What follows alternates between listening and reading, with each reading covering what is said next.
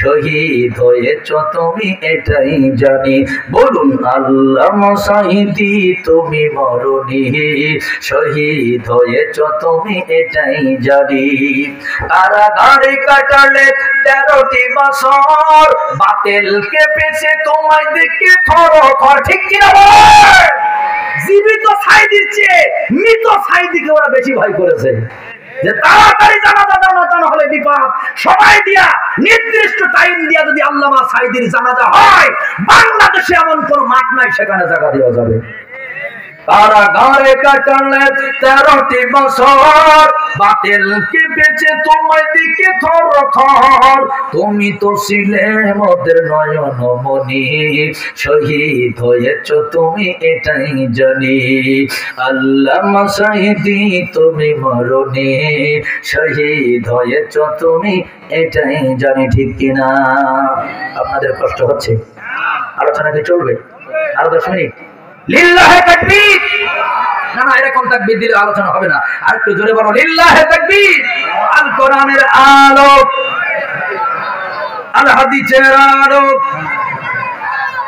আমার ভাইজান বলতেছিলাম, খুব মনোযোগ দিবেন বাবা। বলতেছিলাম যে সবকিছু আল্লাহর নবী দুর্বৃত্ত করেছিলেন কি দিয়া? সত্য না মিথ্যা? এ কোরআন দিয়া। এজন্য আমার একজন সাহাবায়ে কিরামের কথা কিন্তু একটু মনে পড়ে গেল। আবু যার গিফারি এরকম ঠান্ডার সময় চাদর গায়ে দিয়েছিলেন। জিবরাইল বলেছিলেন, হুজুর ওই দেখেন আপনার আবু যার আসতেছে। নবীজি অবাক হয়ে বললেন, জিবরাইল আমার আবু যারকে তুমি কেমন করে চাও? জিবরাইল বলেছিলেন, ইয়া রাসূলুল্লাহ হাবিবাল্লাহ, শুধু আমি না, আসমানের সব ফেরেশতারা আবু যারকে চেনে। 2টা আমলের কারণে। জনে বর্ণনা কয়টা? 2টা। 1 নম্বর আমল হলো আবু যারের মনে কোনো অহংকার নাই। আবু যার নিজেকে মাটির সাথে মিশাই দিতে পারে। আবু যার বলে না আমরা করোনার চেয়ে শক্তিশালী। আবু যার বলে না 41 সালের আগে নামবো না। আবু যার বলে না বুলবুলির মোকাবেলা করব। আবু যার বলে না এরকম কথা বলে না। নিজের এমন মাটির সাথে মিশা দেয়। আবু যার আল্লাহর নবীর সাথে থাকতে গিয়ে জীবনে একটা ঘর কোনোদিন বানাইতে পারে না। একটা রান্নাঘর পর্যন্ত হযরত আবু যারের ছিল না। আল্লাহর নবীর কাছে এত সময় দিত হযরতে আবু যার। ও দোস্ত, 1 নম্বর আমল হলো নিজের অহংকারে করতো না, ছোট মনে করতো। আর 2 নম্বর হলো সূরা ইখলাসের সাথে সম্পর্ক ছিল। জোরে বলেন কোন সূরা?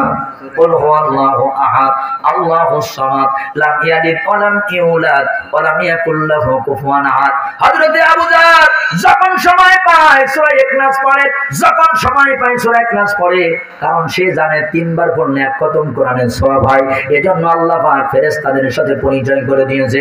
বন্ধুরা রে আমার, শুনে নেন, জেনে নেন, আবু যার আল্লাহু আকবার এত দামি হয়ে গেছে, ফেরেশতারা সবাই তাকে চেনে।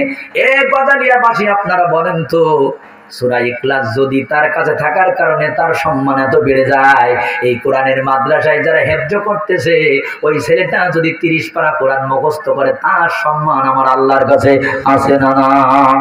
আরো যারা বলেন আছে না নাই? কেমন করে করবে ধ্বংস আগুনের তেজ? আছে বিশ্বভর অগণিত কোরআনের হাফেজ। হিন্দু নকুল কুমার এই কথাটা বলেছিল, করবে কেমন করে কোরআন ধ্বংস আগুনের তেজ? অগণিত কোরআনের হাফেজ আমার বাংলাদেশে আছে। এই কোরআন কিন্তু বাংলাদেশের জমিন থেকে বিদায় কেউ করতে পারবে না। যদি আগুন লাগে ধ্বংস হয়ে যায়, ধ্বংস হয়ে যায়। যদি আগুন লেগে ধ্বংস হয় পৃথিবীর সব বইয়ের দোকান, তবে বিশ্ব থেকে হারাবে না পবিত্র কোরআন। ঠিক কিনা? এই জন্য এই কোরআনের মাদ্রাসা আমি চিনতাম না। আমি এতদিন এই রাস্তা দিয়ে যাতায়াত করেছি, কোনোদিন দেখি নাই। বন্ধু আশিকুজ্জামান বলেছে, ভাইজান একটা মাদ্রাসা, যখন আমাদের উত্তরবঙ্গের মাহফিলের সময় বাবা চাঁপাইনবাবগঞ্জ থেকে শুরু করে অনেক বড় বড় জেলায় ঘুরতে হয়, হঠাৎ করে একদিন আসা এটা কষ্টের বাবা, শুধু মহাব্বতের কারণে যে না একটা কোরআনের মাদ্রাসা। আমার বন্ধুগণ, আমি তিলে তিলে দেখলাম, অবাক হয়ে গেলাম, যেখানে একটা ছোট মাদ্রাসা হয়েছে কিন্তু আদব অনেক বড়। ছোট ছোট মেয়েরা যেভাবে সূরা ফাতিহা ইংরেজি, উর্দু, বাংলা, আরবি, আহা, এটা অনেক মাদ্রাসায় দেখা যায় না। আমার আগে যে মেয়েটা এখানে পড়তেছিল, আমি অবাক হয়ে গেলাম, কি সুন্দর ইংরেজিতে মাশাআল্লাহ এরা শুরু করেছে, মাশাআল্লাহ, অবাক হয়ে গেলাম। আমি যখন ওখান থেকে বের হচ্ছি, একটা ছাত্র আমার জুতা নিয়ে আল্লাহু আকবার নিজের জামা দিয়ে মুছে দিচ্ছে, না তোয়ালি, ওই যে কি বলে রুমাল দিয়া। আমি অবাক, না হুজুর আমার দেন না, থাক। এই যে একটা আদব, এরা উস্তাদের সম্মান যখন শিখে যাবে, এরা যখন মুরব্বীদের সম্মান শিখে যাবে, আল্লাহর কসম এরা পিতামাতার সাথে কখনো বিয়াদবি করতে পারবে না। জোরে বলুন কথা ঠিক কিনা? এজন্য ইউনিভার্সিটিতে দেখবেন সন্তানকে যখন মারতে যায় লাঠিটা ধরে বলে একটা বাড়ি দেবেন না, বান্দরবনে পাঠিয়ে দেবো। আমি কার সন্তান আপনি জানেন না, কিন্তু হেফজখানায় কি হয় জানেন? উস্তাদ যখন মারে তখন উস্তাদের মায়ের মাথা পেতে খায়, উস্তাদের দিকে তাকায় না, মাথাটা নিচু করে বলে, হুজুর আপনার কি কষ্ট হয়ে গেছে আমার মারার পরে? আপনার ঠান্ডা পানি লাগবে?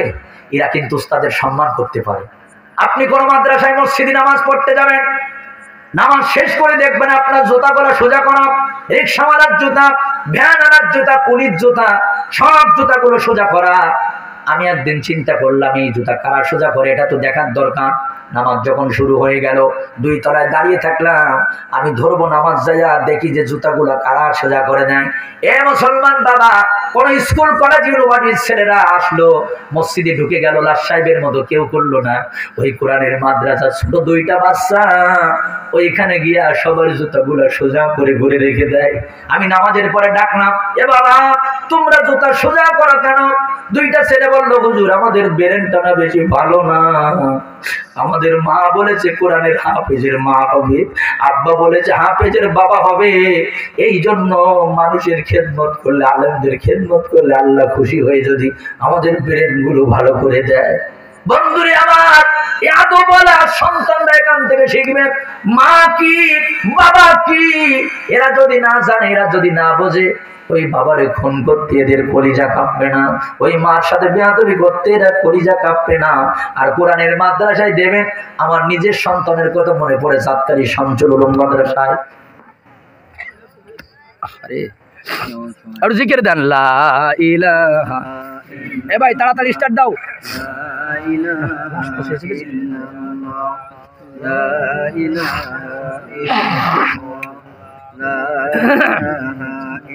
ভাই কেউ যাবেন না, বসেন, আমরা ইনশাআল্লাহ তাড়াতাড়ি আখির দোয়ার দিকে যাবো।